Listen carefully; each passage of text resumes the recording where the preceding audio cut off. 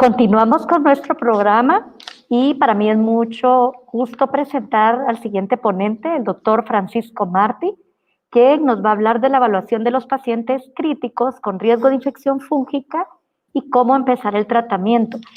En realidad, Francisco Martí, pueden ver su biografía en la parte de ponentes y en el landing page, pero Francisco es amigo de la Asociación Guatemalteca de Enfermedades Infecciosas y es parte de nuestros conferencistas invitados que siempre le tenemos dispuesto a participar, ¿verdad?, dentro de nuestros congresos. Francisco, siempre es un gusto tenerte. Adelante. Gracias. Gracias, Nancy. Tengo una pregunta interesante que es la evaluación del paciente crítico con riesgo de infección fúngica, ¿no? Estos son mis posibles conflictos de interés, más que todo la realización de estudios clínicos en pacientes inmunosuprimidos y de desarrollo de las pruebas de ensayos clínicos. Un poco sobre las micosis en la unidad de cuidados intensivos, ¿no? Vamos a hablar un poquito de los principios generales y vamos a estar hablando de infecciones por levaduras, infecciones por mohos y escenarios comunes. La primera pregunta importante es saber cuál es el riesgo, ¿no? O sea, sabemos que pacientes en unidad de cuidados intensivos tienen un riesgo de micosis invasiva mayor que un paciente en una sala general o un paciente no hospitalizado. Pero ese riesgo está en el 1 o 2% en general, ¿no? No es un riesgo muy, muy alto cuando uno ve las estadísticas. Sin embargo, es un riesgo alto comparado con la población general o la población que no está en terapia intensiva. Es importante tener esos números absolutos y saber manejar los números de la terapia intensiva con las que ustedes trabajan. Otra cosa que es importante es que en pacientes en terapia intensiva, en pacientes inmunocomprometidos en general, establecer el diagnóstico es importante. Cuando establecemos un diagnóstico, eliminamos la incertidumbre. Muchas veces no podemos eliminar la incertidumbre, pero podemos disminuirla sabiendo de cosas que no están pasando. Si sabemos que tenemos incertidumbre, saber aceptar la incertidumbre es importante. Muchos de los errores críticos en las terapias intensivas, en las salas de oncología y trasplante, es el convencerse de cosas que están pasando que no son verdad o que uno no tiene la data, la información para tener esa conclusión. Pero si aceptamos la incertidumbre, podemos manejar esa incertidumbre y tener un plan de manejo general. Y en general, en los pacientes críticos, es bueno no adivinar cuando se puede confirmar. Otra cosa que es importante es que no todo paciente crítico, incluso en la terapia intensiva, es necesario hacer tratamiento empírico de base. No todo el mundo es una emergencia terapéutica. Muchas veces en esos pacientes hay tiempo para hacer una evaluación. Si los pacientes están estables y los signos vitales están estables a pesar de que tengan una fiebre o tengan otro tipo de disfunción de órgano. Y lo otro, que sobre todo se oye mucho en las terapias intensivas, es el de cubrir los pacientes, ¿no? O sea, y la idea aquí no es cubrir, sino descubrir, y además de saber qué es lo que estamos haciendo, ¿no? Si tenemos una bacteriemia por estafilococo o por pseudomonas, usamos la medicina, ¿no? Puede ser penicilina o ceftazidima, no tiene que ser meropenem o daptomicina. Una vez que sabemos lo que estamos tratando y el tipo de susceptibilidad del organismo. El tratamiento empírico es muy común y todavía necesitamos de él en pacientes con sepsis, cuando tenemos que dar tratamiento antes de tener toda la información. Usamos tratamientos profilácticos, ¿no? La ciclovir es el más común, como trimoxazol para la prevención de neumocistis, por ejemplo. Y hay manejo preventivo, ¿no? Donde damos un tratamiento en base a factores de riesgo, ¿no? O lo que en inglés se llama preemptive therapy. Pero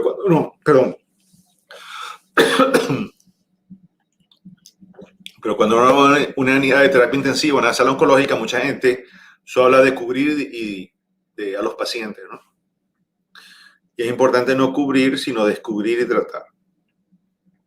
Otra cosa que es interesante es que mucha gente pregunta, bueno, ¿cuál es el tipo de manejo en las terapias intensivas? Y claro, mucha gente, sobre todo intensivistas, les gusta poner más cosas, ¿no? Cubrir más, ¿no?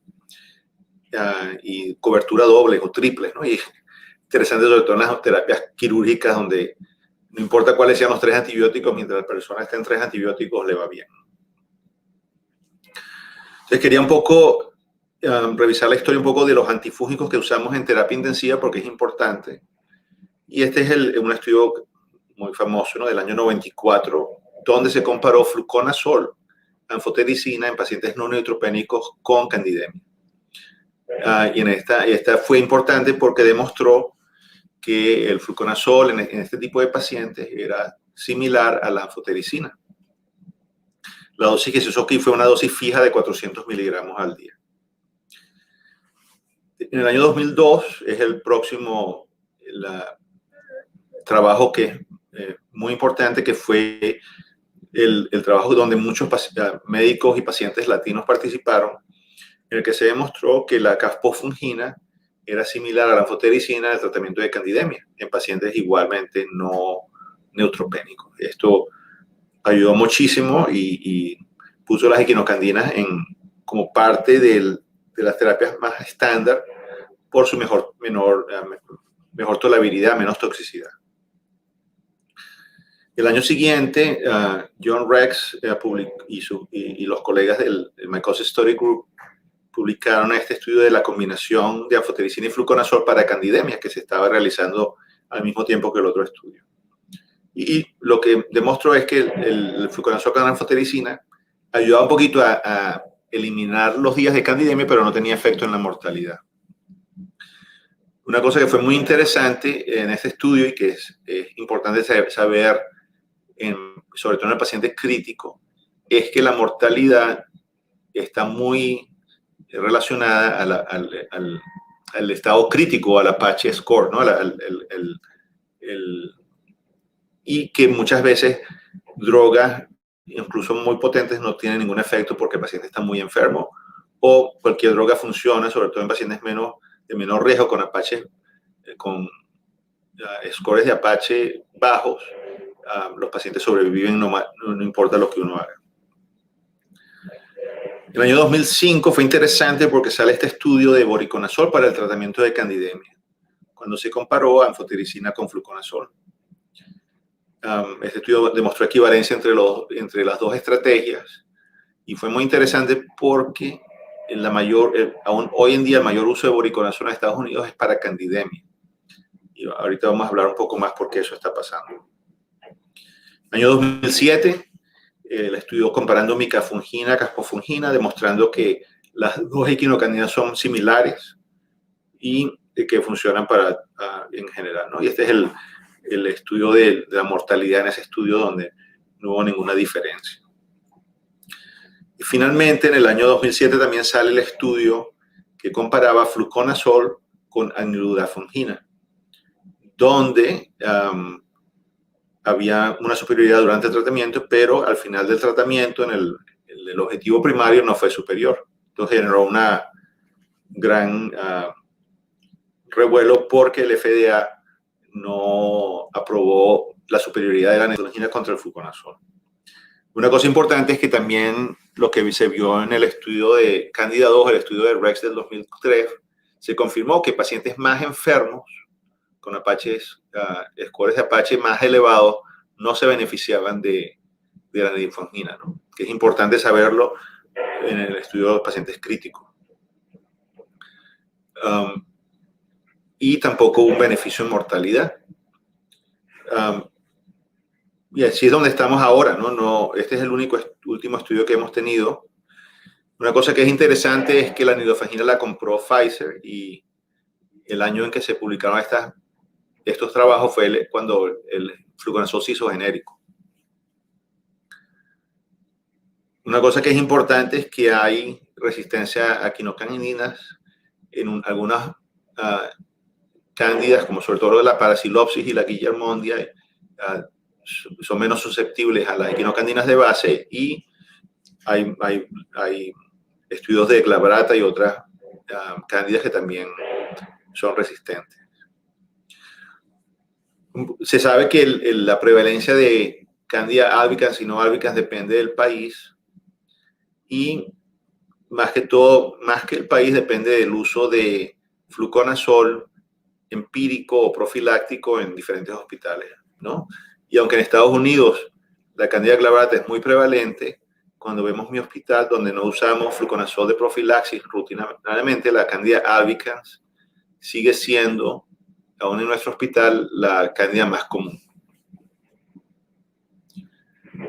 La candidiasis invasiva en los pacientes críticos viene de dos fuentes. Una es de los catéteres y la otra es de traslocación gastrointestinal. En pacientes instrumentados de riñón o que han tenido catéteres puede haber candidemia de origen urogénico. Y a veces vemos candidemia en pacientes con obstrucción biliar. Como sabemos, una vez que hay candidemia, puede haber, como en cualquier bacteremia, siembra metastásica en huesos, en el ojo y en pulmón. No como uno primario, pero sino secundario. Los hemocultivos siguen siendo el método más utilizado para diagnosticar candidemia, y la verdad es que los medios de cultivo y el tipo de botellas que se usan hoy en día facilitan el crecimiento de cándida y otras especies de hongo. Y el beta-glucan lo usamos bastante como tamizaje o como screening para pacientes que pueden estar a riesgo de candidemia. Y hay otra serie de pruebas que se hacen que no están disponibles en mucho tiempo. Algunos centros están usando el Candida Panel, el T2. A nosotros nunca nos llamó la atención porque la mayoría de la validación fue con muestras marcadas, ¿no? En vez de muestras de pacientes clínicos. Otra aproximación para percibir el riesgo de candidemia ha sido las reglas de predicción o prediction rules, ¿no?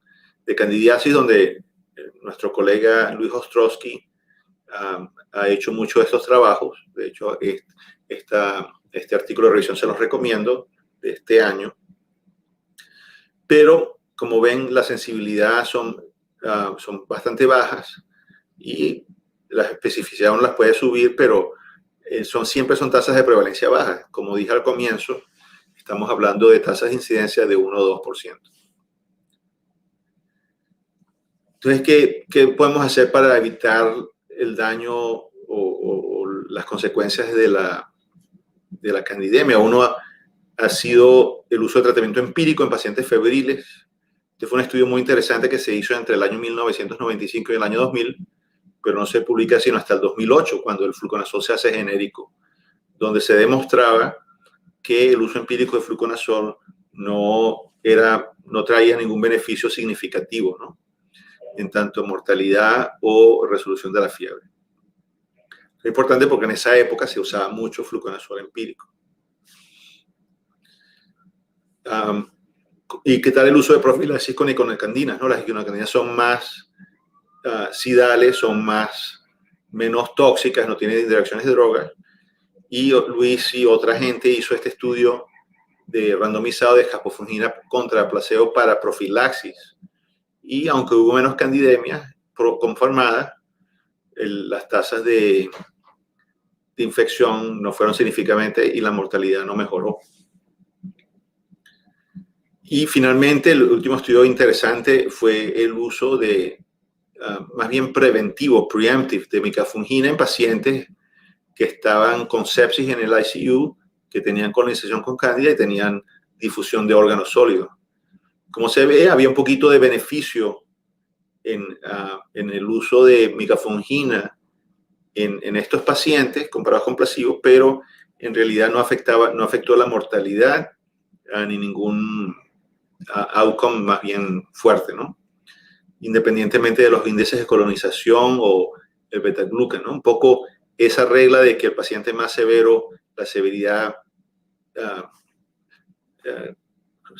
toma la ventaja en vez de la candidemia, es importante.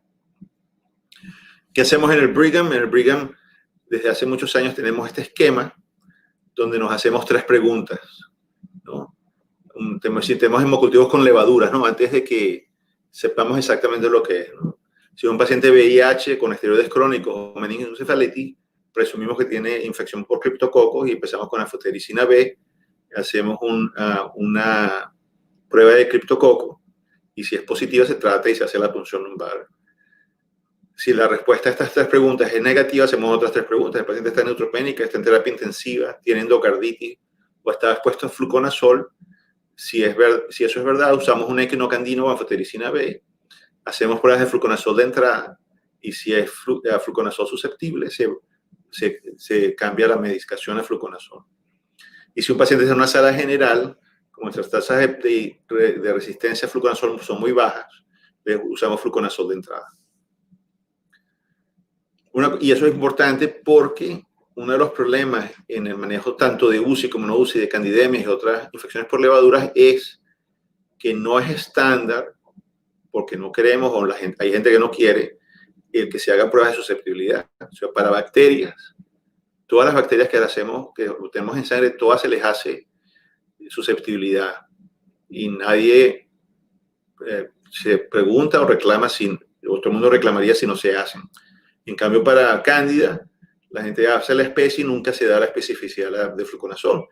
El problema es que la especie no necesariamente nos dice si es susceptible o no.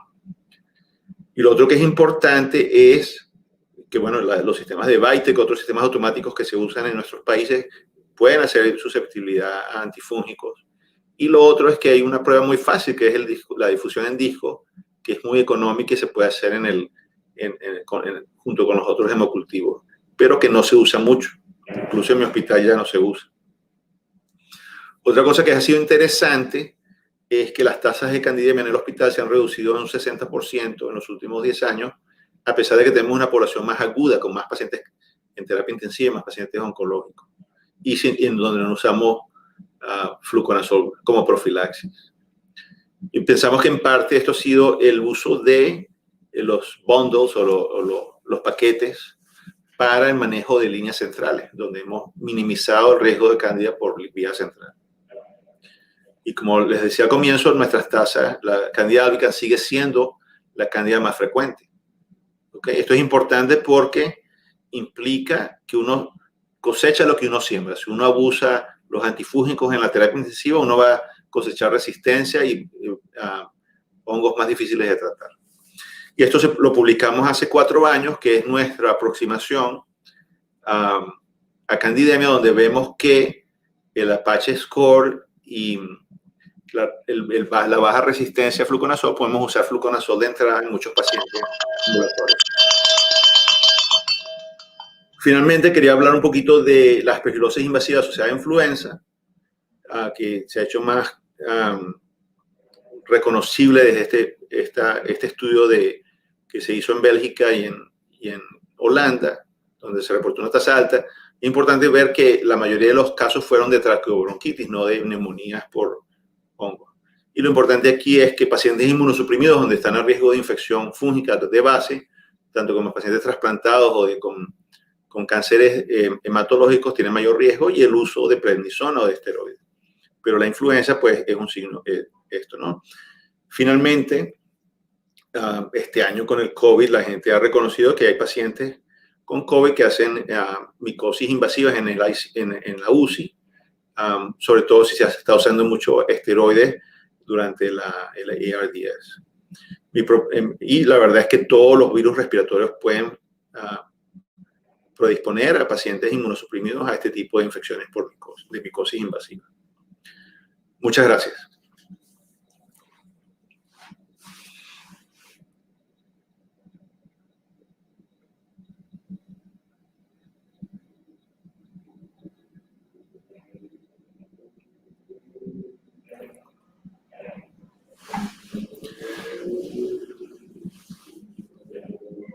Agradecemos la participación del doctor Francisco Martí.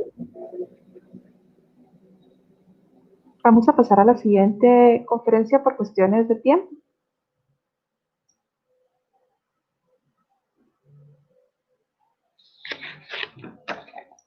Vamos a tener a la doctora María Eugenia Gutiérrez de Panamá. Ella nos va a dar el tema perspectiva del VIH entre poblaciones indígenas. Gracias, doctora María Eugenia, por su participación. Adelante, por favor.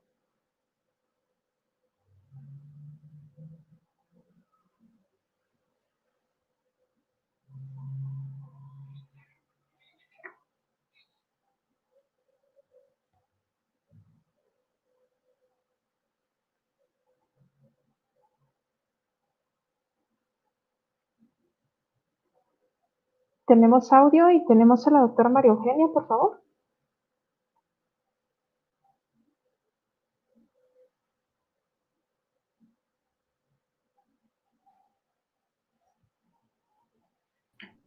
Ok. Adelante, doctora. Muchas gracias. Bienvenida. Sí. ¿Me confirman si tienen si ven la pantalla? Ahora la podemos ver. Ok. Sí. Bueno, pues retirando mi agradecimiento, el saludo cordial a todos y el agradecimiento al comité organizador. Mi tema el día de hoy es perspectiva del VIH entre poblaciones indígenas. No tengo ningún conflicto de interés con respecto a esta conferencia. Brevemente, estos son los 4 puntos que planeo cubrir dentro de los próximos minutos. El panorama de la salud de los pueblos indígenas es un poco deprimente. Tenemos casi 500 millones de indígenas viviendo en 90 países del mundo, representando un 6% de la población mundial, pero siendo los más pobres entre los pobres. Su estilo de vida, sus estándares socioeconómicos tienen muchas similitudes, no importa el país en donde estén. Se caracterizan por tasas desproporcionadamente altas de pobreza, marginación social, política y económica y discriminación, con lo cual son muy vulnerables a tener bajos estándares de salud por las condiciones en las que viven, y por ello se les considera como personas que viven en mucha desventaja y por tanto son propensos a contraer enfermedades infecciosas de todo tipo. Es una preocupación de los organismos internacionales porque en cuanto a las poblaciones indígenas, incluso en los países más desarrollados y con mayor poderío económico, las características de la condición de los indígenas, lo más prevalente es la desventaja y la discriminación. Si tratamos de ver de forma objetiva, utilizando indicadores para demostrar la desventaja en la que viven los indígenas, podemos usar ciertos indicadores de los más básicos que tenemos. Los indígenas en todas partes del mundo viven menos, tienen una expectativa de vida mucho menor que las de sus contrapartes no indígenas, en algunos casos siendo 10 años, 15 años, incluso hasta 20 años, la expectativa de vida menor que la de los no indígenas. Tienen mayor tasa de mortalidad infantil, mayor tasa de mortalidad materna y siempre viven enfrentados a una gran carga de enfermedades infecciosas. En América Latina existe alrededor de 45 millones de indígenas, lo que representa el 8% de la población de América Latina. Es una vasta cantidad de pueblos diferentes, 826 según lo que estima la CEPAL, muchos de ellos en riesgo de desaparición tanto física como social o cultural. Si vamos a los números absolutos, podemos observar que en América Latina hay países que tienen una mayor cantidad de indígenas, destacando, por ejemplo, México, Guatemala, Perú, Bolivia. Si hablamos de la parte proporcional dentro de cada población, Bolivia es el lugar en donde hay mayor cantidad de indígenas del país, representando el 62.2%. También en Guatemala la población indígena representa el 41%, altos porcentajes de la población son indígenas. Entonces, pues también se repite lo de que ellos son la parte más pobre de el área de América Latina. En esta gráfica quiero ubicarlos para que ustedes vean que aquí tenemos algunos países de América Latina. Y en esta gráfica vemos lo rosado representa el área urbana y lo rojo el área rural. Esta de parte de arriba es la de América Latina, significa pues que casi es el 50% de los indígenas viven en área rural y en área urbana. Sin embargo, ustedes pueden ver que hay variaciones entre los países. Sin embargo, es importante aclarar que cuando el indígena vive en área urbana, tiene mejores condiciones que aquellos que viven en área rural. Puede tener menos grado de analfabetismo y tener un poco más de ingresos. Sin embargo, cuando comparamos al indígena que vive en área urbana con el no indígena viviendo en área urbana, vemos que ellos siempre están más predispuestos a vivir inseguros, en hacinamiento y en áreas de baja calidad de higiene. Vamos a comparar los datos obtenidos de algunos países en cuanto a tasas globales de fertilidad y tasa de mortalidad infantil.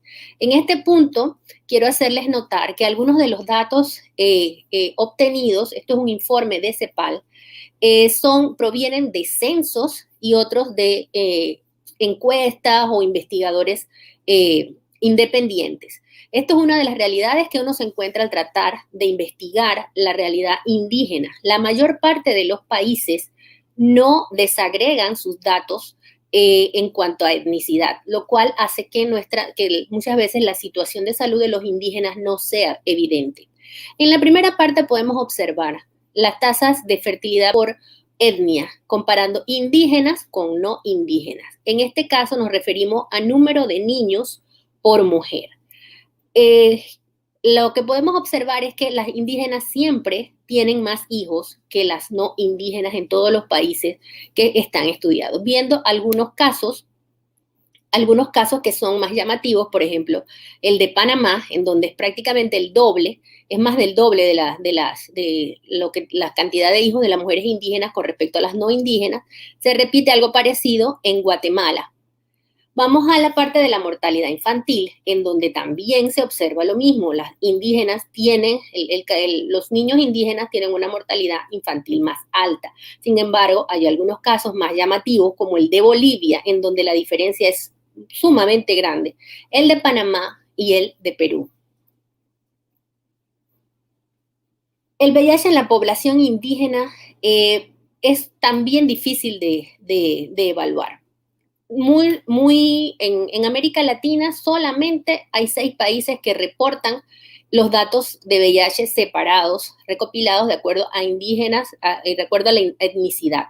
La mayor parte de los países no lo tienen y se tiene que utilizar otra información de todo lo que sea publicado. Este es un estudio donde se evaluaron la incidencia de VIH en 4 países desarrollados: Australia, Canadá, Nueva Zelanda y los Estados Unidos, comparándolos, las tasas de incidencia, con las de las personas no indígenas. Y encontramos diferencias tan graves y alarmantes como la que podemos observar en Canadá. Recuerdan que mencionábamos que hasta en los países muy desarrollados, la discriminación, el abandono del pueblo indígena se da, pues en estos casos, este es un ejemplo de ello. En América Latina se hizo este estudio que fue publicado en la Revista Panamericana de Salud Pública a principios del año pasado, revisando la incidencia de VIH, sífilis y hepatitis virales, no solo en indígenas, sino también en afrodescendientes.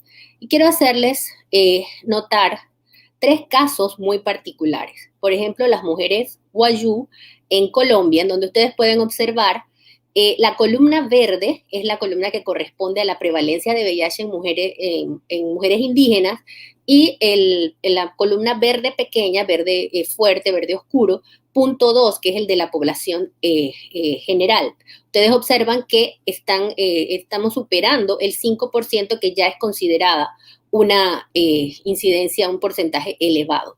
La Chahuahuita en Perú, 7.5 contra 0.4, y los Guarao de Venezuela, del Delta del Orinoco, 9.6 contra 0.5. Se demuestra pues más la vulnerabilidad de los indígenas en enfermedades infecciosas. Otro ejemplo del área son los Aymara, que para 2010 y 2011 presentaron una tasa de mortalidad de 9.1 por 100.000 comparado contra 2.9 por 100.000 de la población no indígena. Se encuentra que tienen un riesgo hasta 3 veces mayor de morir por causas relacionadas al SIDA. El caso de los Guarao es más alarmante aún. Una prevalencia dramáticamente alta se ve, como hemos mencionado en el cuadro previo, 9.55 de los Guarao contra 0.56 del resto del país. Otras de las condiciones que tienen en contra los guaraos es el hecho de que son el área con mayor prevalencia de tuberculosis, tienen muy poco acceso a tratamiento antirretroviral o a cualquier tipo de cuidados de salud. Además, se ha encontrado que tienen una extremadamente alta, de un 96%, prevalencia de cepas VIH-CX, CR4, un muy corto periodo de transmisión, con lo cual pues convierten a la epidemia en los guaraos, algo que pone en riesgo la supervivencia de este pueblo. Vamos al caso de Panamá. Recordemos que América Latina es la región más desigual del mundo, en donde la diferencia entre los que tienen más dinero y los que tienen menos dinero es más dramática. En este contexto vemos que los valores más altos en esta región en cuanto a inequidad se encuentran en Brasil, Colombia, Panamá, Costa Rica y Honduras. Y de estas imágenes de la moderna ciudad de Panamá y el canal de Panamá, yo los quiero llevar a conocer el Panamá indígena. En Panamá hay 7 etnias, 7 grupos indígenas diferentes, pero los que yo les muestro aquí son los más importantes, los más numerosos, los Nove Buglé, los Emberá y los Gunayala. Este es un mapa político de Panamá, que lo pongo aquí para que ustedes puedan tener un contexto geográfico para las próximas diapositivas que les voy a presentar. Panamá tiene 10 provincias y 3 comarcas. En esta la comarca Nove Buglé, la comarca Gunayala y la comarca Emberá, que está dividida en 2. La comarca Nove Buglé, la comarca Gunayala y Bocas del Toro son áreas rojas para tuberculosis, en donde se encuentran las incidencias más altas de tuberculosis. Esta área, esa ciudad que está encerrada aquí, es David, donde se encuentra el Hospital José Domingo de Ovaldía, que es donde yo trabajo, y voy a presentarle unos datos más adelante. Recordemos pues que habíamos hablado de la representación de los indígenas dentro de la población de cada país. En el caso de Panamá es del 12.3%. En este cuadro hemos tratado de resumir las diferencias entre la población general y los indicadores de salud de las comarcas. Como ustedes pueden ver, la comarca la más numerosa, la que tiene más pobladores, es la comarca Nove Buglé, mucho más que las otras dos.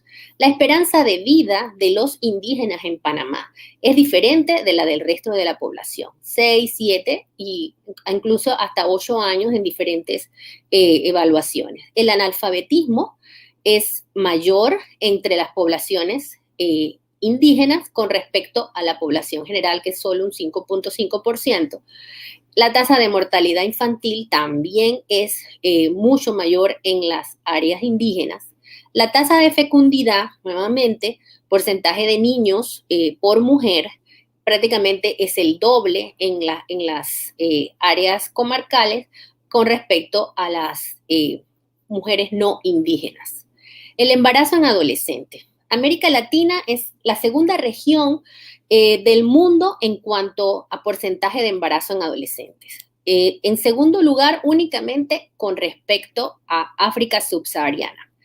El porcentaje para América Latina para 2018 era de 15%. Panamá en la población general era 25%. O sea que en Panamá pues hay un gran problema de embarazo en adolescentes. Pero esto es muchísimo más grave en las poblaciones indígenas, en donde prácticamente se dobla. La prevalencia de VIH también es mayor en las comarcas, especialmente en la comarca Gunayala, en donde ustedes observan este indicador que es muy, muy superior al de la población general. Los gunas son el primer pueblo indígena en haber sido afectado por la pandemia en Panamá. Ellos geográficamente están muy cerca de Panamá y Colón, que son las ciudades en donde se encuentran la mayor cantidad de casos. La comarca Nove Buglé entró tardíamente a la pandemia. El primer caso se detectó en el 2001, sin embargo, ha tenido un incremento alarmante en los últimos años.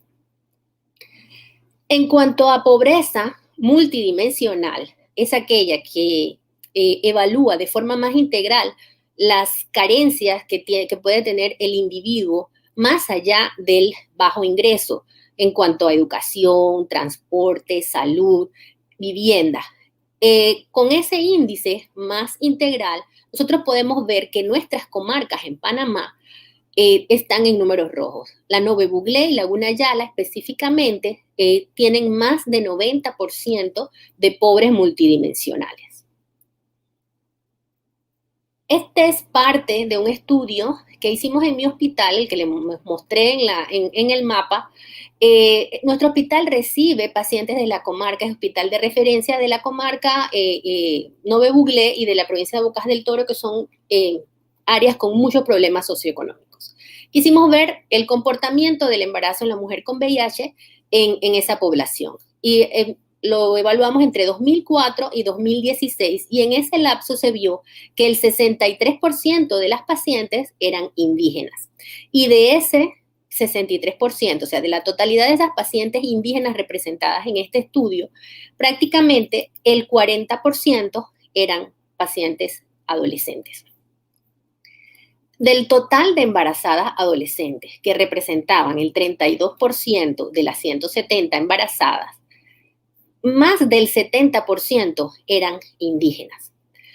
La mujer Nove inicia vida sexual a muy temprana edad, entre los 11 y los 15 años, por lo general con hombres de 10 a 15 años mayores que ellas.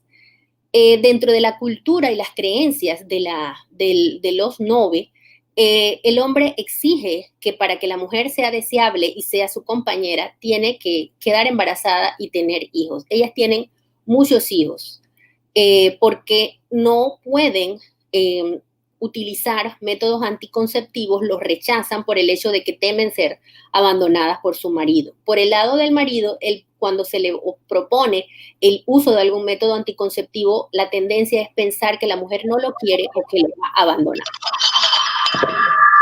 Nuestros datos para terminar la presentación sobre los hallazgos en Panamá, encontramos que la segunda causa de muerte en la comarca Nove Buglé en 2018 fueron causas relacionadas al VIH. Los pacientes indígenas se presentan en etapas avanzadas de la enfermedad, con una o más infecciones oportunistas. Hemos podido observar en adolescentes femeninas una rápida progresión a SIDA, y esta población se caracteriza por altos índices de abandono del tratamiento y pérdida del seguimiento. Para terminar, los pueblos indígenas en todas partes del mundo viven marginados, viven pobres, viven en el abandono. Sus marcadores, sus indicadores de salud siempre muestran desventaja comparada con sus contrapartes no indígenas. Todo esto los hace vulnerables de una forma muy difícil de abordar, con lo cual se ha diseminado el VIH entre estos grupos. La realidad del VIH-Sida en pueblos indígenas en América Latina se caracteriza por presentación tardía, muchas infecciones oportunistas en personas muy jóvenes, con pobre adherencia al tratamiento y tasas preocupantes de abandono del seguimiento. Eso era lo que tenía para ustedes hoy. Muchas gracias.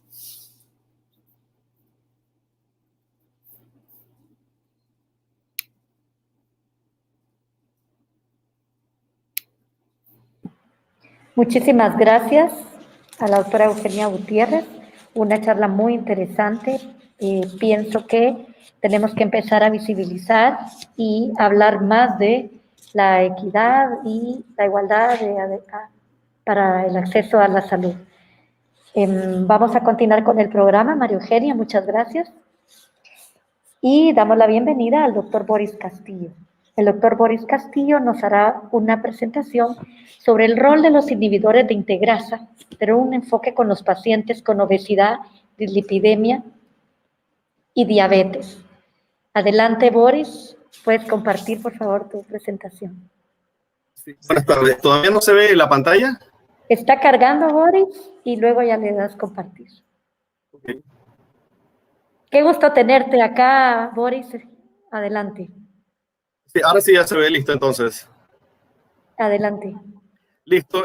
Bueno, primero de todo, gracias por la invitación. Excelente la organización. Me toca hablar de los inhibidores de integrasa y me voy a enfocar en 3 temas: obesidad, diabetes y dislipidemias. Esta es mi declaración de conflicto de intereses. Y bueno, esperemos que para el próximo Asencae podamos estar en vivo a todo color y, si Dios quiere, en Panamá. Así que bueno, vamos a comenzar. Hablaremos del tema principalmente de obesidad, luego algo de diabetes y ya para terminar de dislipidemia. Antes de comenzar, debemos saber que la primera línea recomendada de tratamiento actualmente son los inhibidores de integrasa. Tanto las guías de la IAS, de HHS, las europeas y OPS recomiendan inhibidores de integrasa por diversas razones, ¿no? Son muy potentes, excelente eficacia inmunológica, en gran parte debido a su buena tolerancia, pocos efectos adversos. Los de nueva generación tienen una alta barrera genética, vienen en presentaciones de una sola tableta, tienen rapidez en el inicio y muchas menos interacciones que el resto. Comenzaremos hablando de obesidad. Esta diapositiva resume cómo ha sido el cambio de peso en los pacientes con VIH. En los años 80, 90, el problema era el síndrome de desgaste. Luego, a mediados de los 90, vino la lipohipertrofia y ya a mediados del año 2000, lo que era la obesidad. Todavía nos llegan pacientes así, como esta imagen, con síndrome de desgaste. Esto es un fracaso del sistema, un diagnóstico tardío. Sin embargo, parte de la respuesta del tratamiento, como ven aquí, es la recuperación del peso. Una imagen pienso que vale más de 1000 palabras. Ese síndrome de desgaste muchas veces iba acompañado con oportunistas, como en esta imagen, de un paciente de Haití con SIDA y tuberculosis. Y a la derecha vean la misma imagen 6 meses después cómo ha recuperado el peso. La verdad, hoy día vemos con mucha menos frecuencia el síndrome de desgaste, como sale en este artículo, dónde se han ido estos pacientes, ¿no? Y a la par, las causas de muerte ya prácticamente no son por infecciones oportunistas ni por SIDA, como en la Corte Suiza, se mueren principalmente de enfermedades cardiovasculares. Y mi tema son de los 3 principales factores de riesgo de causa de muerte cardiovascular. El aumento de peso, la verdad, lo vemos muy frecuente con todos los esquemas. Es más, estos pacientes que comienzan con un síndrome de desgaste, si recuperan su peso, le estamos bajando la mortalidad. Esta diapositiva es hablando en general.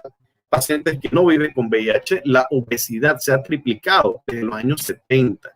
39% de personas del 2016 tenían sobrepeso. Y lo más importante y preocupante es que incluso en menores de 5 años y adolescentes ya vienen con problemas de sobrepeso y obesidad.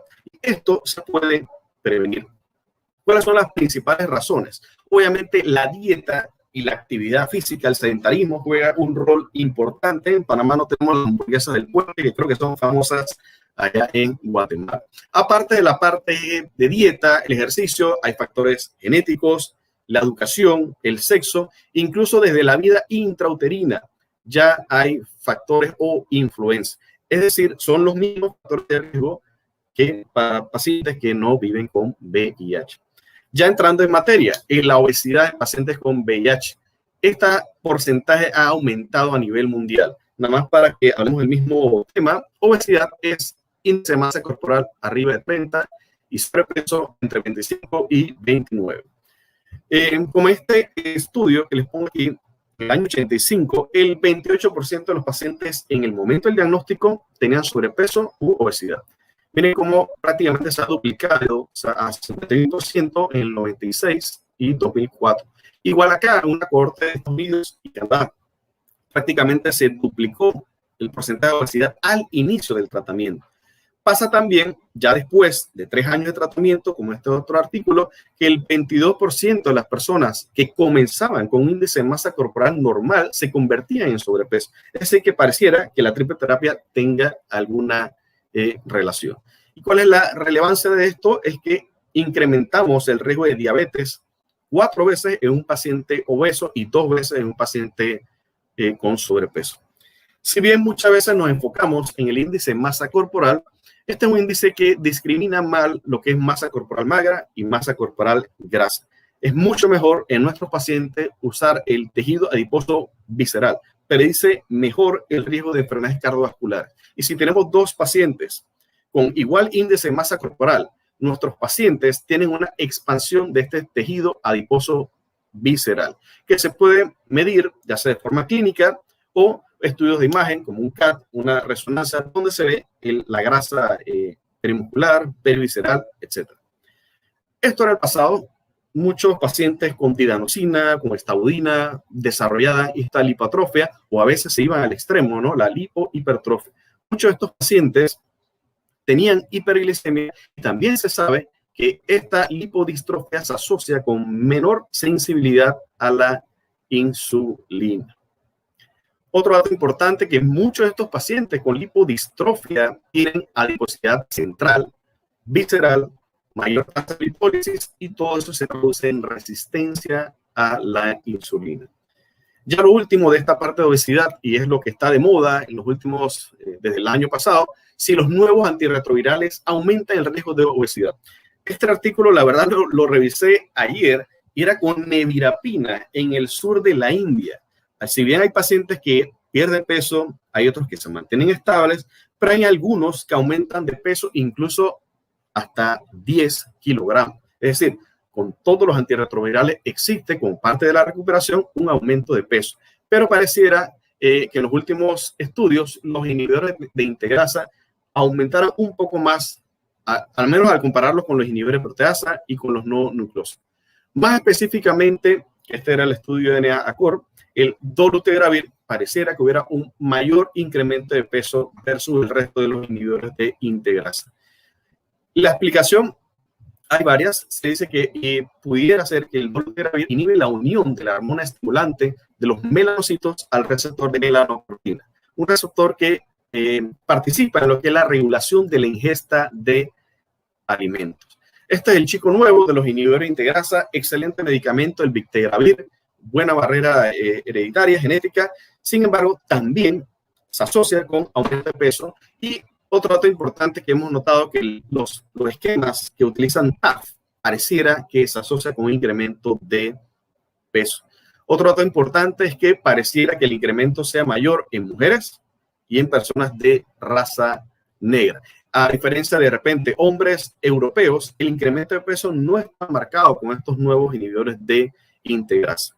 El estudio Advance, que fue en Sudáfrica, con más de 1.053 pacientes, igual lo que ya se venía viendo en los otros artículos, miren esto, hasta 10 kilos de incremento de peso en mujeres en los esquemas a base de dolutegravir con TAF.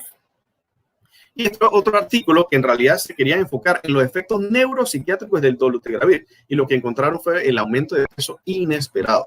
Ellos querían ver las causas de descontinuación, que más o menos fueron 500 pacientes, de esos 10% por efectos adversos, y 4 pacientes descontinuaron por el incremento de peso.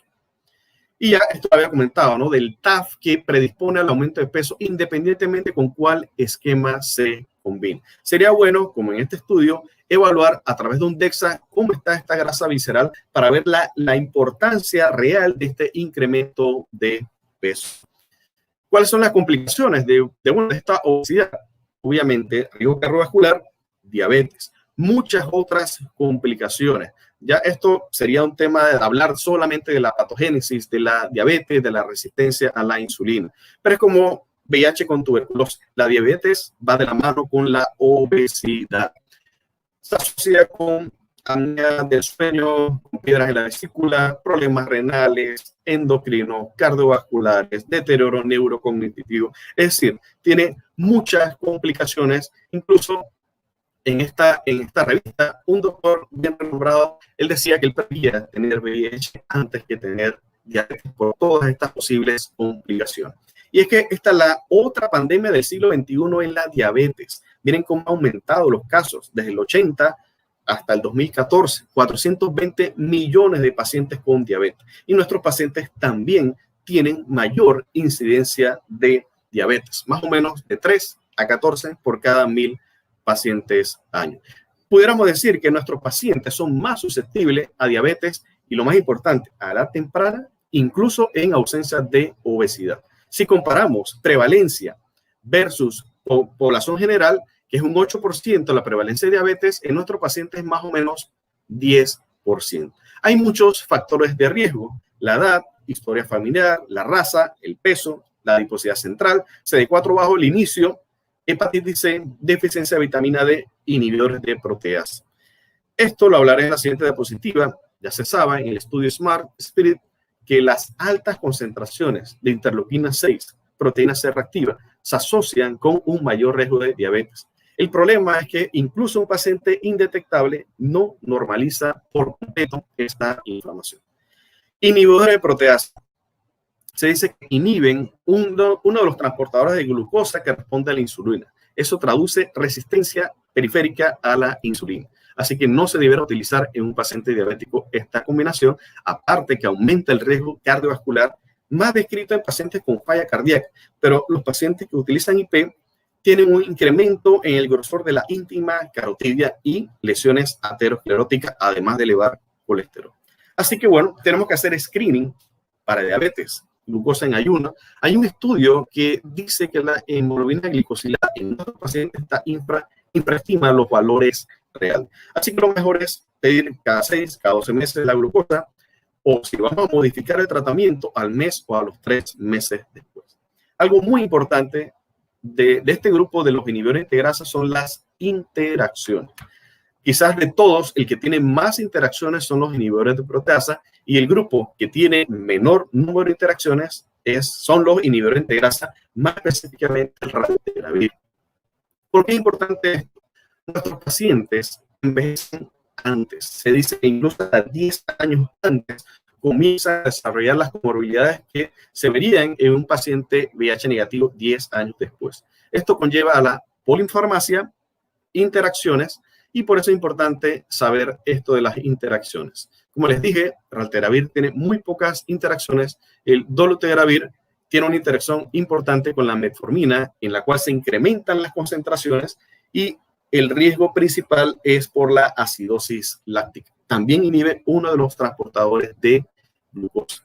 Muchas veces yo le pregunto a mis pacientes, ¿quién le controla el azúcar? A veces hasta le sube un poquito el tono de voz cuando ve el azúcar alta, y ellos me dicen, doctor, es usted. O sea, muchas veces nosotros somos un médico de cabecera. A veces el endocrino no se da abasto para la cantidad de pacientes, son citas demoradas, así que somos nosotros. Y muchos artículos hablan de eso. La hiperglicemia no está controlada en muchos pacientes. Incluso en la cohorte HART de este estudio que salió en 2012, la mitad de los pacientes tenían hipoglicemia. O sea que hay muchos pacientes diabéticos que no toman tratamiento, incluso no tienen terapia antiplaquetaria, pacientes ya con enfermedad isquémica coronaria. El manejo en realidad es el mismo, no hay nada que sea diferente. Dieta, cambio del estilo de vida, mandarlo con nutrición. La metformina sigue siendo la primera línea, pero digo, tenemos que saber esta interacción, ¿no?, con el dolutegravir. Lo que se recomienda es que si está con un inhibidor de proteasa, mejor hacer el cambio a un inhibidor de integrasa. Y obviamente no se olviden tomar la presión, ver el perfil lipídico. Nuestros pacientes fuman bastante, hay que insistir en que dejen de fumar. No solamente verse de 4 y carga viral y hacer las recetas, que a veces por la cantidad de pacientes que vemos es difícil ver todo esto. Y ya para terminar, la parte de diabetes, esto es un factor de riesgo importante para tuberculosis, al menos en nuestra área, ¿no?, de Centroamérica. Ya la última parte de lípidos, vemos que los inhibidores de proteasa quizás son los que tienen un peor efecto negativo, que incrementan colesterol, triglicéridos. En el otro extremo, que pudiéramos hablar de un factor protector, sería el tenofovir, y los inhibidores de integrasa, podemos decir que tiene un perfil neutro, o sea, no va a afectar tanto el colesterol como los inhibidores de proteasa. Antes de hablar de los tratamientos, recordar que no todas las estatinas son iguales. Hay algunas que son mucho mejores, como la rosuvastatina en potencia. Sin embargo, al menos en Panamá, el costo por el mes de un Crestor incluso es más caro que la tripla. Entonces, a veces es difícil dar estos tratamientos. Un cardiólogo renombrado acá en Panamá, él nos decía en una charla que probablemente, lo decía de forma jocosa, probablemente en un futuro el agua va a venir con estatina por todos los efectos beneficiosos que tiene. No solamente bajar colesterol, efecto antitrombótico, antiinflamatorio, inmunomodulador, antioxidante, estabilizador de la placa, angiogénesis, o sea que no solamente baja el colesterol.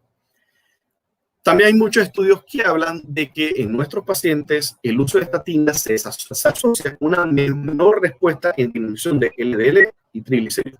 Puede ser por las interacciones. Recordar, por ejemplo, los inhibidores de proteasa con loratadina, simvastatina, tienen muchos riesgos. Por ejemplo, esto de la red de Liverpool, el riesgo de miopatías, radiomiólisis, ya que se aumentan las concentraciones. La verdad no nos podemos saber todas las interacciones. Yo uso las aplicaciones, incluso porque a veces el paciente me trae el nombre comercial. Recordar que los inhibidores de integrasa no hay interacciones, no hay que ajustar con estas estatinas. Ya para terminar, los fibratos no tienen interacciones. Muchos pacientes, cuando hacemos el cambio de un inhibidor de proteasa a dolutegravir, vean cómo mejora el perfil lipídico. Así que bueno, ya para terminar, la incidencia de diabetes y obesidad va en aumento, no solamente en la población general, sino también en nuestros pacientes. Las causas es multifactorial. Y bueno, estos nuevos niveles de grasa se están viendo que se asocia con un incremento de peso. Muchas gracias por la presentación y por la invitación. Gracias, doctor Boris, por su participación. Excelente intervención. Vamos a continuar con la siguiente conferencia para cumplir con el tiempo y al final vamos a tener el espacio para preguntas. Muchas gracias. Damos la bienvenida a la doctora Ana Belén Arauz. Ella va a estar con nosotros con el tema infecciones en el enfermo renal. Gracias, doctora, por su participación. Adelante, por favor. Sí, muy buenas tardes. En primer lugar, agradecer la invitación al comité organizador de este importante congreso ASENCAI. Ojalá que en la versión dentro de 2 años pues, podamos hacerla presencial y felicitamos a los organizadores por este magno evento. Pues nos solicitaron revisar el tema de infecciones en el enfermo renal. Realmente es un tema bastante amplio, en el sentido de que la enfermedad renal va desde que uno tiene una enfermedad que podría predisponerlo a desarrollar enfermedad renal, por ejemplo, diabetes, hipertensión, desde aquella persona que marca tempranamente proteinuria, aquellas personas que por alguna razón presentan un fallo renal agudo, o aquellas personas que evolucionan en su enfermedad y desarrollan propiamente la enfermedad renal crónica. Entonces, hay evidencia de que la prevalencia a nivel mundial de la enfermedad renal en general, si la consideramos desde ese inicio de marcadores tempranos, como puede ser, por ejemplo, la proteinuria, estamos hablando de que prácticamente un 13% de la población tiene algún grado de enfermedad renal si ampliamos el concepto a esta clasificación. Como mencionaba, tenemos en el continuo del desarrollo de la enfermedad renal ya la enfermedad renal crónica propiamente dicha, y entonces entrarán los pacientes de la famosa prediálisis o antes de una diálisis, y posteriormente, cuando ya las pacientes requieren terapia de reemplazo renal, entrarán entonces ya sea algún tipo de terapia, ya llámese hemodiálisis, diálisis peritoneal, o el caso de que tengan acceso al trasplante renal. Entonces, en todos estos momentos de la enfermedad renal en general, hay evidencia de que hay un riesgo aumentado con respecto a las infecciones. Como comentaba, la prevalencia de esta enfermedad renal es aproximadamente un 13% de la población, lo cual es un número muy importante. Y si bien es cierto a nivel mundial, las enfermedades cardiovasculares son la principal causa de mortalidad y es algo semejante en el grupo especial de las enfermedades renales, en este grupo en particular, posterior a las enfermedades cardiovasculares, las infecciones ocupan un segundo sitio y de hecho la mortalidad cruda en esta población es 19.8 veces mayor que en la población que no tiene una enfermedad renal. Entonces, definitivamente, si consideramos que las infecciones son la segunda causa de muerte en esta población y que cuando tienen sepsis la mortalidad es de 100 a 300 veces mayor, es importante hacer un énfasis en buscar las causas, cómo prevenirlas y tratarlas en general en el enfermo renal. Y es importante señalar que el paciente en diálisis peritoneal, de alguna manera, si bien es cierto, tiene un riesgo aumentado, estas infecciones se presentan en una tasa de 9.2 por 100 pacientes por año, versus aquellos pacientes en hemodiálisis, en donde prácticamente casi que se duplica esta tasa por el riesgo de las infecciones. Y generalmente estas infecciones en su mayor porcentaje van a estar llevadas por sepsis, bacteremia, y en un segundo lugar las neumonías van a ser las causas más importantes. Pero finalmente, ¿cuáles son los factores de riesgo que hacen que esta población sea mucho más propensa a la infección? Pues definitivamente la presencia de la uremia, la desnutrición, el aumento del calcio intracelular, la sobrecarga de hierro, todo esto va a contribuir a que haya una respuesta inmunológica disfuncional. inclusive la propia presencia de la uremia, hace que los polimorfonucleares, linfocitos T y monocitos tengan una disfunción, y de hecho se habla que estos pacientes tienen un sistema inmunológico crónicamente estimulado, lo cual los lleva eventualmente a una hiporrespuesta. No conforme con esto, los pacientes con enfermedad renal muchas veces tienen otras condiciones, otras comorbilidades, como vendrían a ser la edad aumentada, la diabetes mellitus, así como otras infecciones o enfermedades también sistémicas, hepatitis B, hepatitis C, otras enfermedades como lupus, que también los pone en mayor riesgo. Y ni hablar de aquella población que ya ha adquirido, por ejemplo, un trasplante renal, o aquellos que por su enfermedad renal requieren de terapia inmunosupresora, y considerar también aquel paciente que ya entra a una hemodiálisis o a una diálisis peritoneal en donde hay pérdida de las barreras cutáneas de protección, que van entonces a favorecer este ambiente ideal para desarrollar una infección.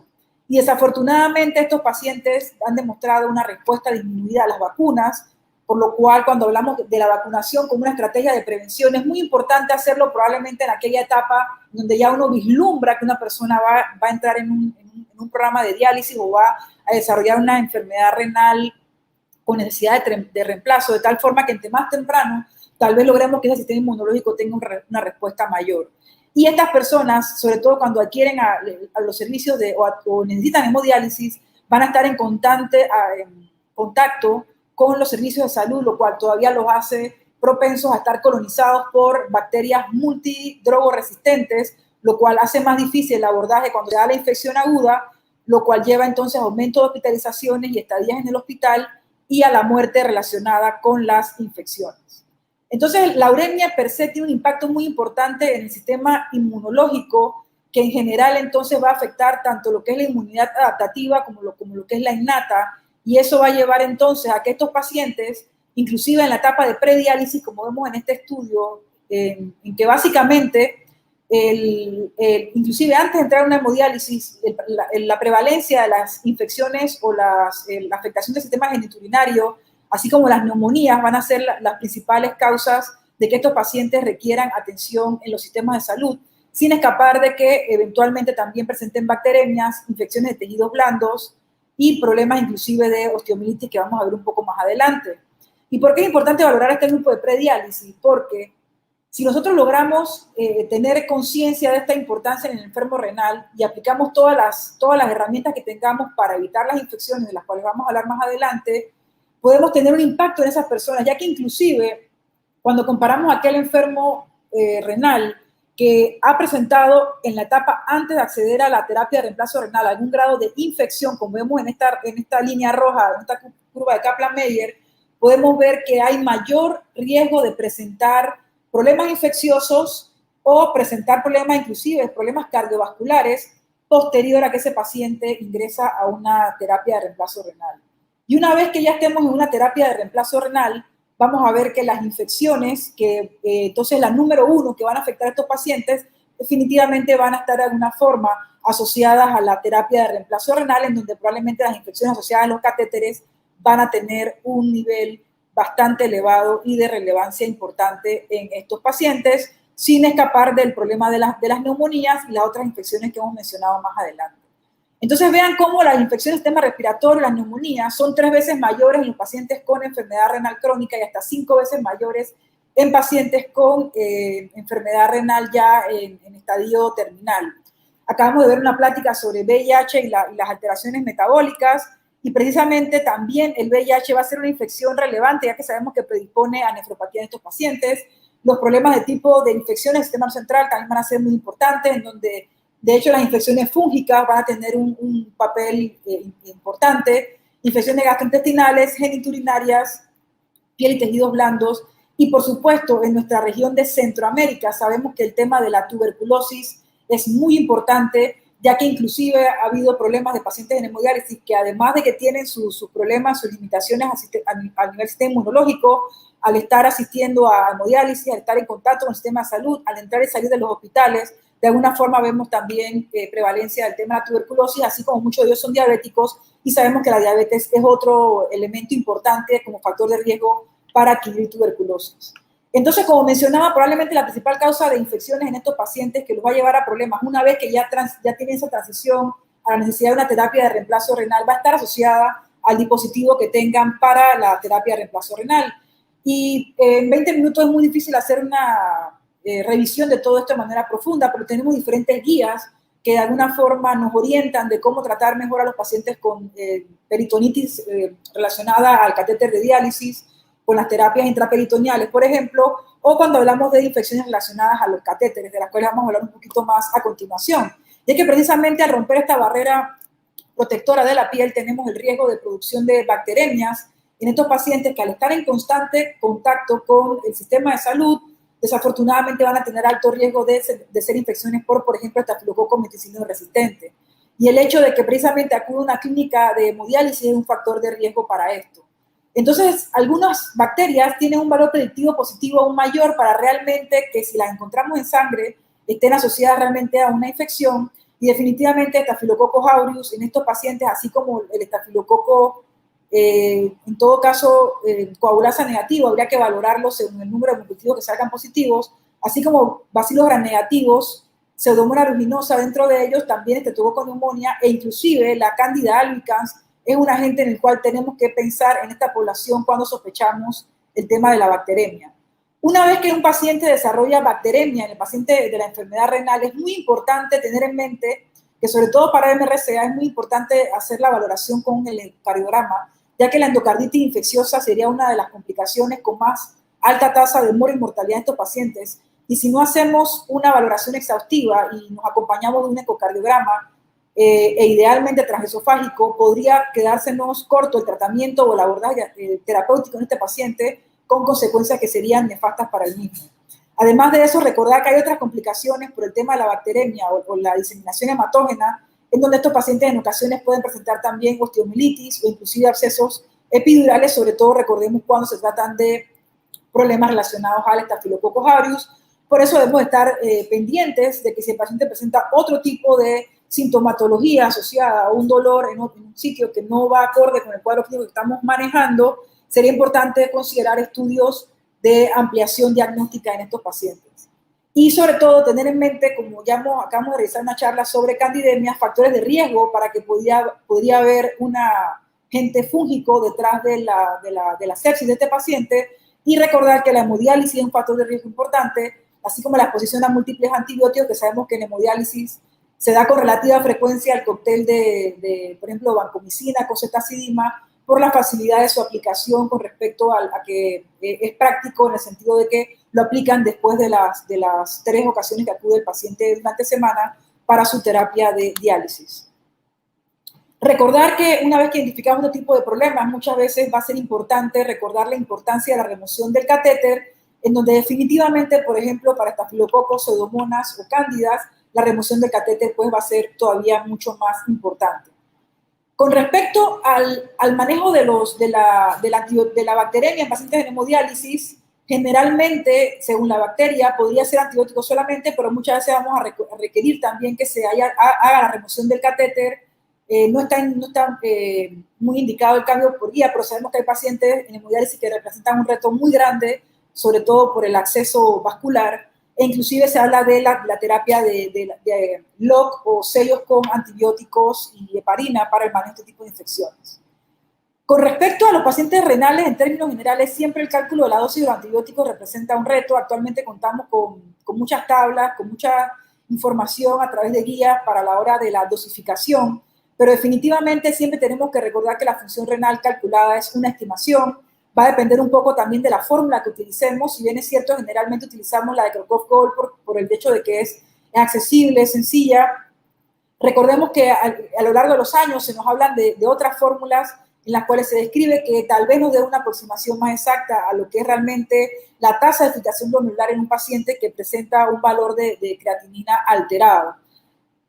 Con respecto a las modalidades de diálisis, es muy importante estar conscientes de cuál es la que está recibiendo el paciente, ya que no es lo mismo la hemodiálisis 3 veces por semana a aquel paciente que está en una terapia de cuidados intensivos con una inestabilidad vascular importante, en donde tal vez se está utilizando la terapia de reemplazo renal o la diálisis lenta continua, en donde aquí probablemente la eficacia de la hemodiálisis en la remoción del antibiótico sea mayor y probablemente el ajuste de dosis va a ser diferente, y para eso necesitamos recurrir a guías específicas para cada situación en particular.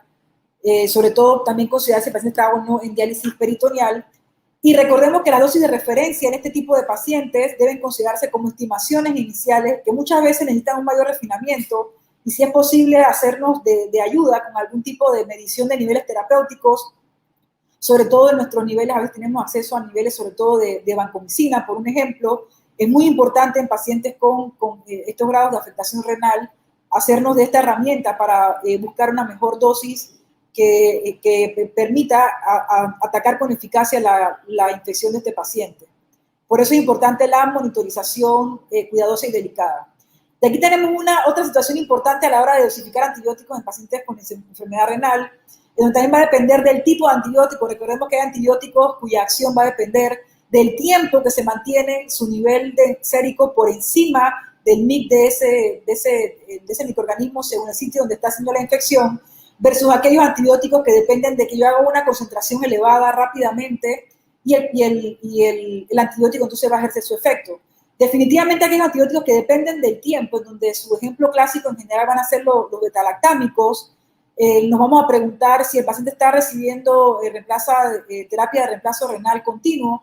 En este caso se puede dar la dosificación en bolos, pero ya cuando hablamos de terapia de reemplazo renal continuo, se podría considerar todavía nuevamente las infusiones extendidas, que en todo caso hemos valorado en pacientes, sobre todo en terapia de cuidados intensivos. Con respecto a aquellos pacientes, aquellos antibióticos que dependen de la concentración, como por ejemplo, ejemplos clásicos son los aminoglicósidos de las fluorquinolonas, en este caso generalmente vamos a utilizar la infusión en bolo y cuando el paciente tenga las diálisis intermitentes, se va a preferir la dosificación de la misma posterior a la realización de la diálisis. Entonces, cada panorama o cada situación específica debe ser valorada a la hora de determinar la dosis y la cantidad de veces que se va a aplicar y en qué momento se va a aplicar la dosis del antibiótico para aumentar la eficacia del medicamento. La otra cosa importante a considerar es que los pacientes con falla renal aguda, de lo cual todavía haría un poquito más extensa esta revisión, sabemos que la función renal es inestable y sabemos que, por ejemplo, en las primeras 24 o 48 horas en un paciente crítico, probablemente sea, sobre todo en pacientes con el tema de los betalactámicos, quedarnos más bien del lado de la dosificación más cercana a lo que haríamos en un paciente de insuficiencia renal y ya después de unas 48 horas, entonces sí hacer el ajuste con respecto a la falla renal si realmente se mantiene esta afectación en el paciente. Ya que si uno mide riesgo-beneficio, probablemente el beneficio sea mayor en estos pacientes con una respuesta o una tasa de filtración o una respuesta renal inestable. Con respecto a las medidas de prevención, como comentábamos, idealmente antes de que ese paciente requiera una hemodiálisis, estar pendiente de que esos pacientes es muy importante que tengan su vacunación anual para influenza, así como la vacunación contra el neumococo, ya que hay series descritas que hasta más del 50% de los pacientes que están en estas cohortes de hemodiálisis inclusive no tienen evidencia de que tengan esta vacunación. Cada quien tendrá que evaluar su situación particular en sus sitios de trabajo. Con respecto a la creación del acceso, sabemos que es una práctica no ideal tener un catéter venoso central por una vía femoral, meses para hemodiálisis, parece increíble, pero es una realidad que ocurre en nuestros países y lo ideal es que uno pudiera planificar de forma anticipada la creación de un acceso arteriovenoso óptimo, de tal forma que no utilicemos tantos catéteres venosos centrales y en caso tal de tener un catéter, establecer adecuados protocolos para su cuidado y a la hora de los catéteres peritoneales también valorar bien lo que es la situación sociocultural de este paciente y su ambiente en casa para ver las posibilidades de ver que realmente pueda mantener las técnicas asépticas para el manejo del mismo y prevenir el riesgo de la peritonitis, que se sabe que durante el primer año de la diálisis peritoneal al menos prácticamente un 50% de los pacientes podrían presentar esta complicación. Entonces mantener lo que son los protocolos, recordar la clorexidina y con esto pues llegar a las conclusiones. La falla renal aguda es una situación común en pacientes con sepsis y bacteremia y es importante valorar bien la administración de la dosis de los antibióticos, acompañarnos con el infectólogo, con un farmacéutico que tenga experticia en esta situación. La dosis de los antibióticos deben ser ajustadas según los esquemas y la farmacodinamia que comentábamos de cada fármaco. así como valorar que el paciente con enfermedad renal, como hemos expresado aquí, son más vulnerables a las infecciones, y esto aumenta con la instauración de la terapia de reemplazo renal. Y de hecho no hablamos mucho de eso, pero sabemos que los pacientes en las unidades de hemodiálisis han sido particularmente vulnerables al COVID, a complicarse y adquirirlo por el tema de tener que seguir accediendo a estos sistemas de salud, a tener que salir de su casa, y al ser hipertensos, diabéticos, tienen alto riesgo de severidad. Y por supuesto, donde siempre se pueda poner en efecto las acciones preventivas para esta situación. Muchas gracias.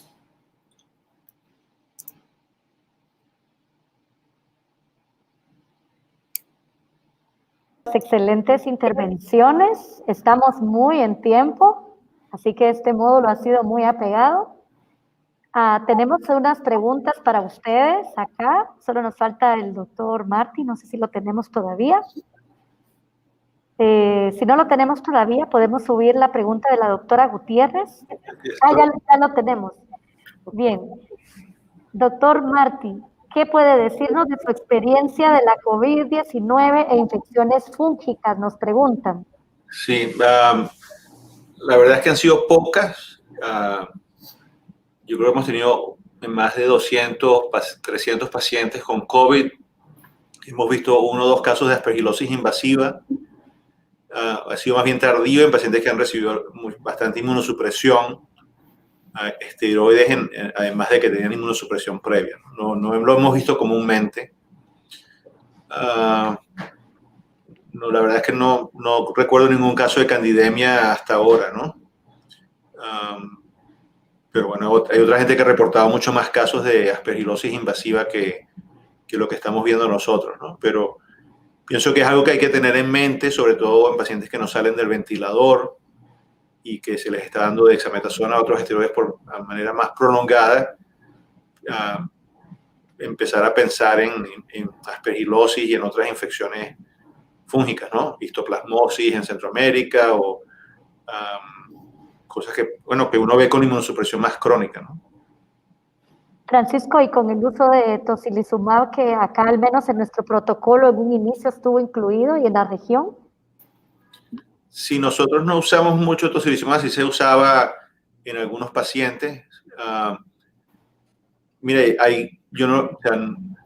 habido, cuando ve los estudios randomizados doble ciego, el riesgo de infección no ha sido tan alto como en las series de casos donde sí se ve una incidencia mayor de infección, ¿no? Me imagino que se usa en pacientes más desesperados, ¿no? Pero yo espero que ahora con los resultados de los estudios randomizados de hace un par de semanas ya esa fiebre baje, ¿no? Muy bien.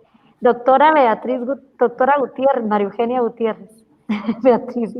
Doctora Beatriz Gutiérrez, acá nos preguntan cómo podemos nosotros contribuir a disminuir esta brecha de acceso de salud a las poblaciones indígenas. ¿Cómo lo ves tú?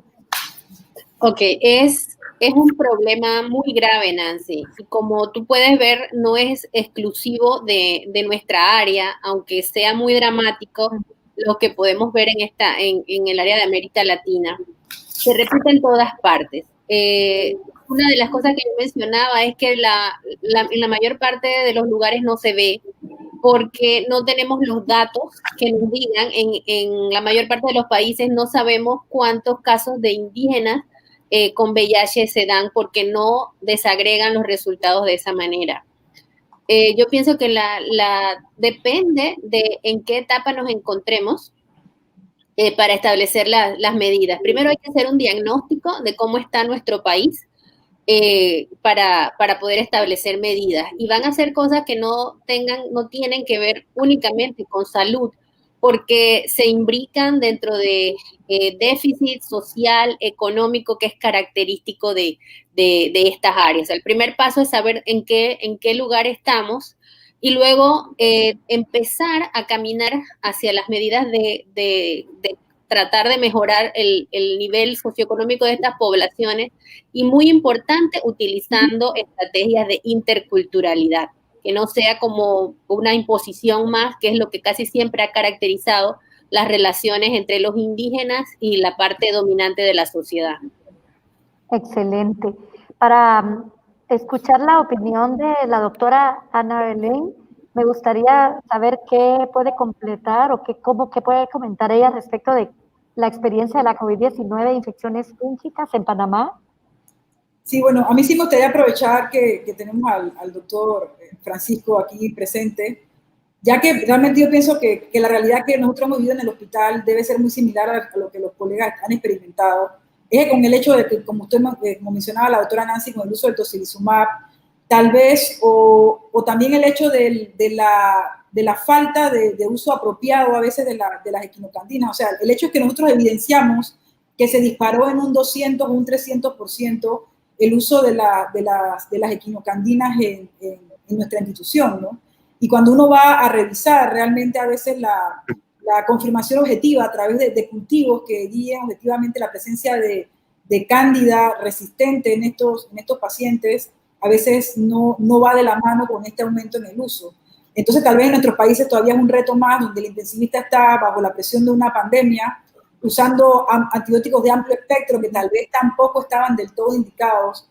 Con las terapias estas de tocilizumab, que honestamente nosotros de alguna forma también las utilizamos tal vez de una forma muy fuera de ensayos clínicos, también pudo haber traído como consecuencia este aumento en el uso, acompañado también de las prácticas de tratar con equinocandinas cultivos de secreción endotraqueal o cultivos en orina, que desafortunadamente son malas prácticas que vemos en nuestros países a veces, ¿no? Y creo que todos coincidimos en algo similar.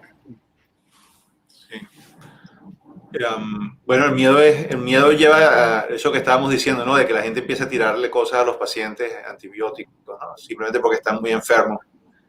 Y como vimos en los ensayos clínicos que se han hecho doble ciego con fluconazol o equinocandinas, el uso empírico de esas terapias no mejoran la sobrevida de estos pacientes, ¿no? Entonces, y lo que hacen es ¿no? sembrar la resistencia antimicrobiana, y después, cuando el paciente sí necesita el antifúngico, no hay que usar anfotericina o otras medicaciones más tóxicas, ¿no? Entonces no es buena, creo que falta de disciplina en el fondo, ¿no? De dejarse llevar por el miedo de repente, ¿no? O sea, pero la verdad es que no hay justificación para el uso de antibióticos empíricos. O sea, como en toda enfermedad viral, uno ve unas segundas olas de infecciones bacterianas, pero son pacientes que se pueden diagnosticar y tratar y tomar muestras de endotraqueales, ¿no? Pero no el uso empírico de muchas cosas, ¿no? Y además, si uno empieza a usar carbapenems y esto de entrada, tampoco tiene sentido, ¿no? La verdad que aquí, o sea, al principio creo que bastante miedo, pero ya hoy en día pacientes con COVID no se les da sino su remdesivir, su antiviral, ni siquiera se les da tratamiento con antibacteriano, a menos que hagan una segunda, empeoren la segunda semana, o pacientes más graves que ya uno sabe que es una segunda ola infecciosa allí, más que todo por bacterias que hongos. Ya.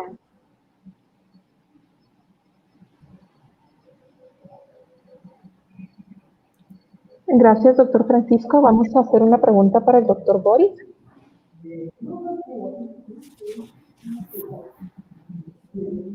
Es acerca de las recomendaciones para los médicos para el monitoreo integral de los pacientes que toman los inhibidores de integrasa. Ok, gracias por la pregunta. Digo, en términos de supresión virológica, la verdad, los inhibidores de integrasa son los más potentes, ¿no? Lo que sí hay que tomar en cuenta es que cada vez que vamos a agregar un nuevo medicamento, siempre verifiquen las interacciones y el monitoreo, no solamente CD4 y caraviral, o sea, revisen la glucosa, pidan la glucosilada, piden el perfil lipídico, y monitoreo integral implica que tenemos que meter a otros especialistas en el seguimiento de estos pacientes. O sea, yo no soy endocrinólogo, tampoco soy cardiólogo, yo puedo comenzar la primera línea de manejo. O sea, mi deber es detectar de forma temprana, y muchos médicos dicen eso. O sea, nuestros pacientes, como lo estamos viendo constantemente cada 6 meses, cualquier problema se va a detectar de forma temprana y de ahí derivar al especialista. Y acaso es más complicado, mejor que lo vea el endocrino, igual el cardiólogo que haga sus estudios, preesfuerzo, cateterismo, etcétera. O sea que básicamente no solamente CD4 caraviral, pedir cada cierto tiempo, cada 6 meses, la glucosa, la glucosilada, y un poquito antes si hacemos algún cambio en los tratamientos.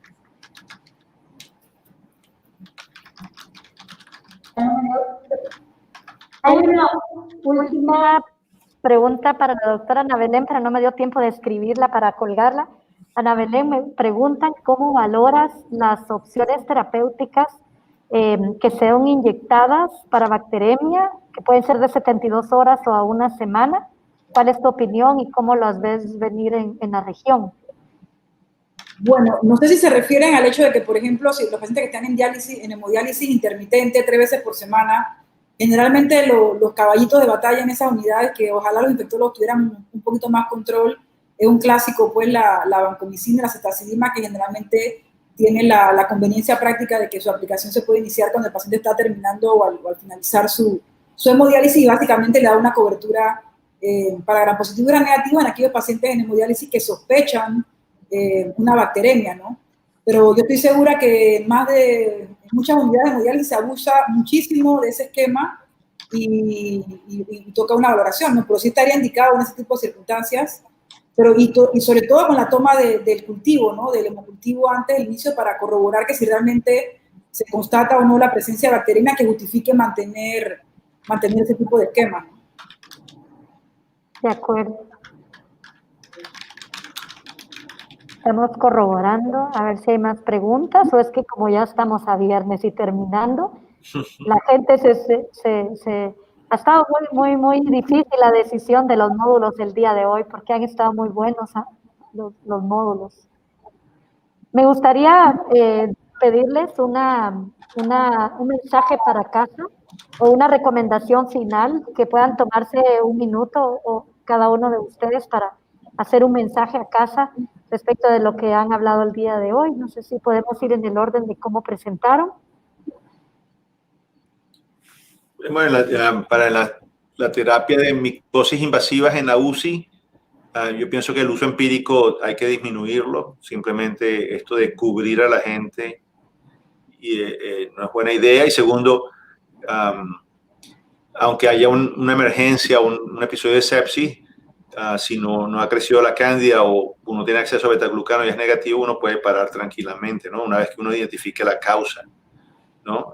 No hay que dejar estas cosas de tipo permanente. Es un costo adicional para los pacientes, para el sistema, y es una presión para la resistencia bacteriana y antifúngica.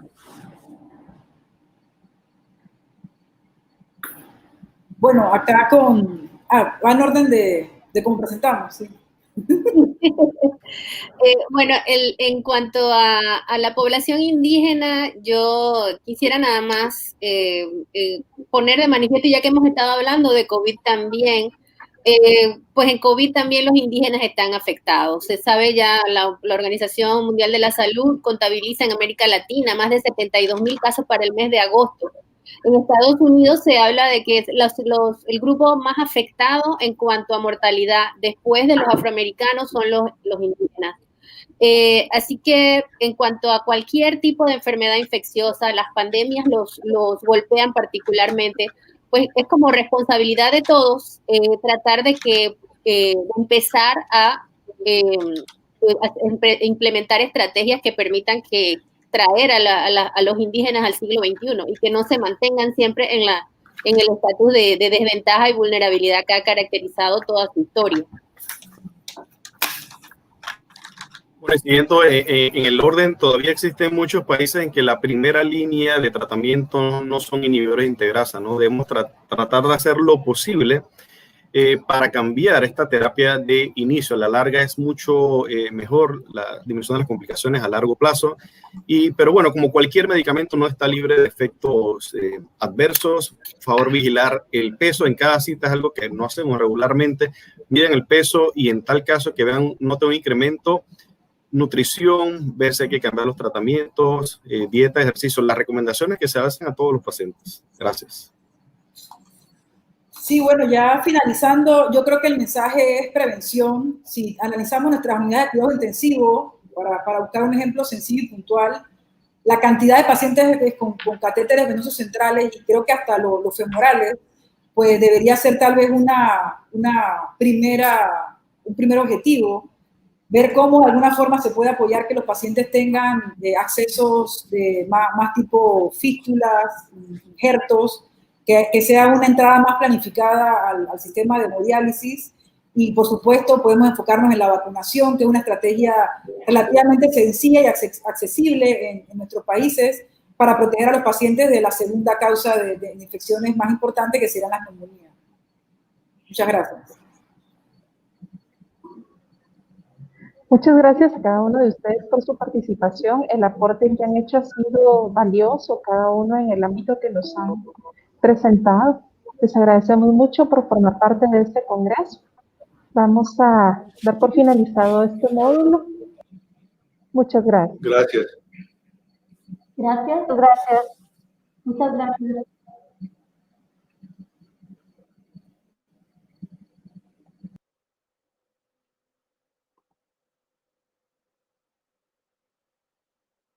Bien, pues hemos finalizado este módulo y me gustaría agradecer a todas las personas que han estado acompañándonos a lo largo de estos días previos a la preparación, al comité organizador, a la Asociación Guatemalteca de Enfermedades Infecciosas, a cada uno de los socios y familiares que han estado detrás, sosteniendo y respaldando la elaboración de este congreso.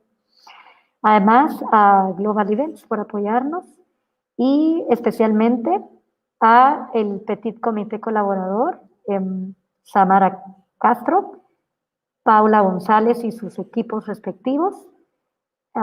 Además, quisiera decirles que lo hemos conseguido. Hemos tenido el evento Asencay 2020 y ha sido muy como lo esperábamos, ha rebasado lo que pensamos. Y decirles que van a estar teniendo noticias de nosotros.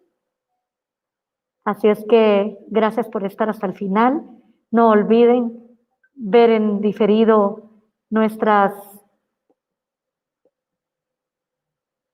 conferencias que estarán colgadas en el sitio con el cual ustedes se inscribieron. Y pues eso. Gracias y Asencay 2020, una visión global y una misma visión es lo que nosotros queremos. Una región, una misma visión. Gracias.